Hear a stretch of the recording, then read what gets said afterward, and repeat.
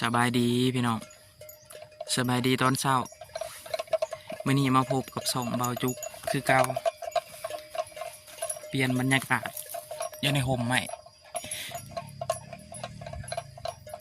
มื่อนี้บ่เห็นตะเวนนี่คือเก่ามื่อนี้เฮามาเลี้ยงควายพี่น้องควายเบาจุกพูนอยู่พุ่นแหละควายกับบหลายดอกเชียโตบ่แม่นควายเบาจุกดอกควายบ่เฒ่าไม่เฒ่าตัวนาเนี่ยบ่แม่นเนาะพี่น้องพูนอยู่ไกลๆอยู่เบาจุกมาลัด ลัดทางไว้ท่านี้ บรรยากาศอยู่ในทุ่งหญ้าก็บ่อยากมีปานใดเนาะอยู่แถวหน้าเบาจุกแห้งกระเตกแห้งไกลเลยขี้ดินขาวอยู่เลยขามห่วยนี่ไกลเติบไปเนาะประมาณ400-500 เมตรพอแหละกับเถียง600ประมาณนี้แหละ แต่ละมือต้องได้มาเลี้ยงไปนี่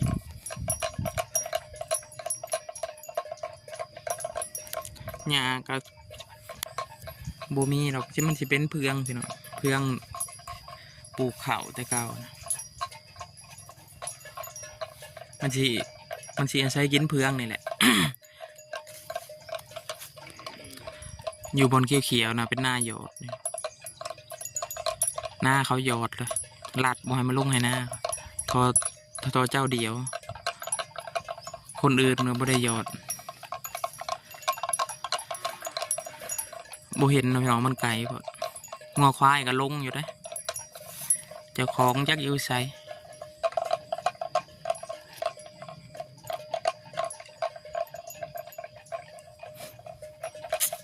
เบิ่งแล้วอย่าลืมกดไลค์กดแชร์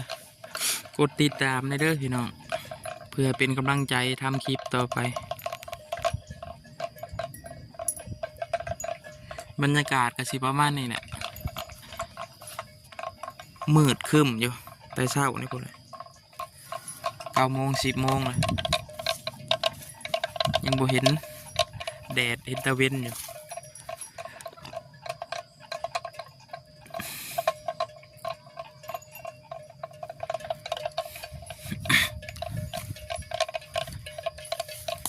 ไปอยู่ไสก็เพาะแต่ต้นมะม่วงงัวกะเพราอยู่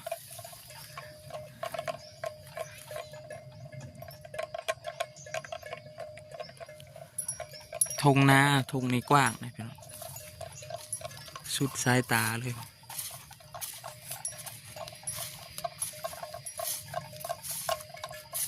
คิดหอดบรรยากาศเก่าๆผู้มือนี่ก็ยังไปเลี้ยงอยู่เป็นเริ่มแหละบูมีหมดเลยจะน้อย ไทยหุดหน้าแล้วกับบูมีบอลเลี้ยงแล้วเลี้ยงอยู่โคกอีกบ้านนี่บูมีปลาไม้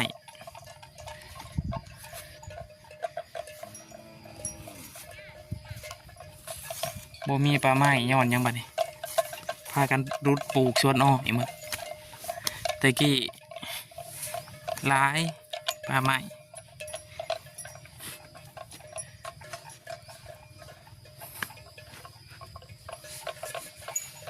บรรยากาศอยู่ในห่มคาม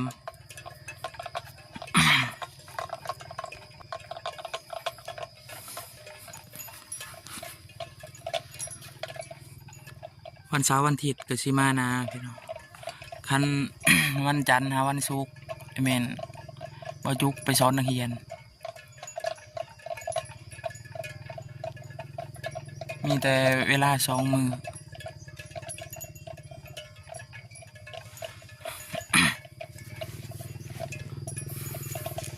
ทันบนโต๊ะวันนี้นะจะได้วานกาแล้วมัน น่าจะได้วานกาไทยหุดนะ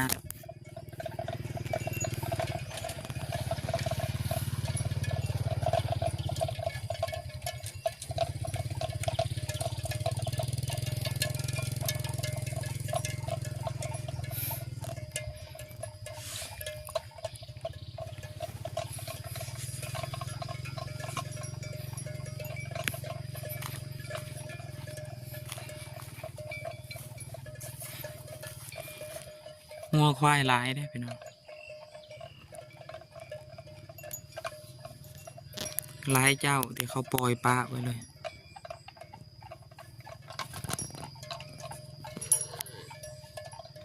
ควายอยู่น้ำหน้าใกล้ๆนี่แหละเทียงใกล้ๆนี่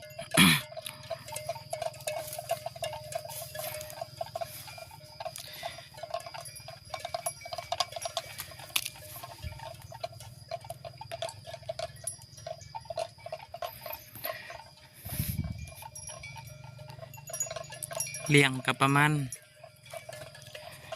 บ่ายโมงพี่น้องแล้วก็ไล่เมื่อผูกไปประมาณบ่ายโมงไล่เมื่อ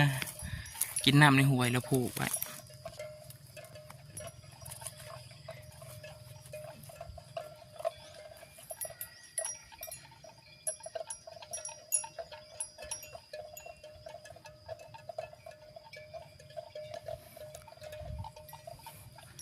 มาเลี้ยงคนเดียวมัน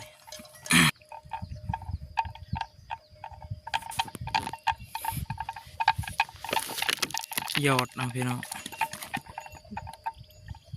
งัวควายก็ลงอยู่เฉย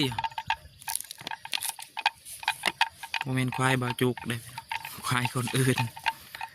คือบ่ออกบ่อยากงามโทษเจ้าเดียวนี่เลยยอด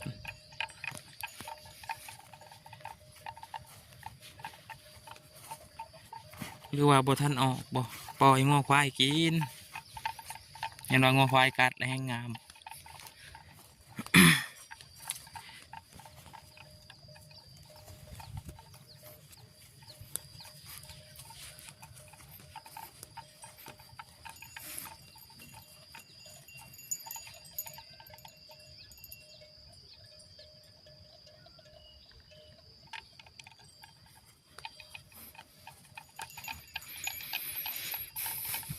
บรรยากาศอยู่ทงเด้อ